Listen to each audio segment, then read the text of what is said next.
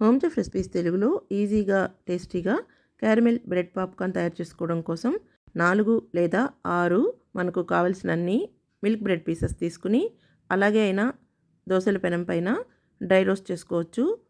తర్వాత మనం ఈ విధంగా క్యూబ్స్గా కోసుకోవచ్చు అనమాట, ఇక్కడ చూపించినట్లు. లేదంటే ముందుగానే ఇలా స్లైసెస్గా కట్ చేసుకునైనా ప్యాన్లో వేసుకుని డ్రై రోస్ట్ చేసి కూడా తీసి పెట్టుకోవచ్చు. ఇలా డ్రై రోస్ట్ చేసుకున్న బ్రెడ్ పీసెస్ని ఒక బౌల్లో పోసి పక్కన పెట్టుకున్న తర్వాత అదే బాణల్లో పావు కప్పు కానీ లేదా తీపి తక్కువ కావాలనుకున్నప్పుడు 7-8 టీ స్పూన్లైన పంచదారని వేసుకోవాలి.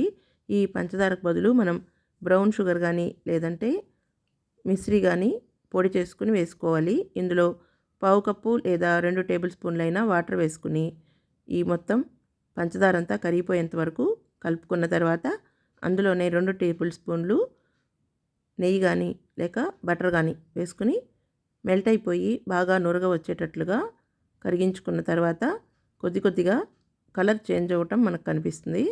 ఇలా కలర్ చేంజ్ అయ్యి బాగా పొంగినట్లుగా ఈ విధంగా అవుతుందన్నమాట. ఇలా కలర్ చేంజ్ అవ్వటం స్టార్ట్ అయిన తర్వాత మాత్రమే మనం డ్రై రోస్ట్ చేసి పెట్టుకున్న బ్రెడ్ పీసెస్ని వేసుకోవాలి. లేదంటే కలర్ చేంజ్ అవ్వకముందే మనం లేతగా ఉన్నప్పుడు వేసేసుకుంటే మెత్తగా అయిపోతుందన్నమాట బ్రెడ్ పీసెస్. అందువల్ల ఇలా రంగు కొద్దిగా గోల్డెన్ కలర్లోకి వచ్చిన తర్వాత వేపుకున్న బ్రెడ్ ముక్కలు మొత్తాన్ని వేసేసుకొని వెంటనే కలిపేసుకున్నామంటే అన్ని బ్రెడ్ పీసెస్కి ఈ పాకం అంతా పట్టేస్తుంది. తర్వాత డ్రైగా అయిపోయి క్రిస్పీగా ఉంటుందన్నమాట ఎంతసేపు అయినా. చూసారు కదా, చూస్తుండగానే ఈ మొత్తం పాకం అన్ని పీసెస్కి పట్టేసింది. ఇప్పుడు స్టవ్ కట్టేసుకుని వెంటనే దీన్ని మనం ఒక బౌల్లోకి షిఫ్ట్ చేసేసుకుందాం.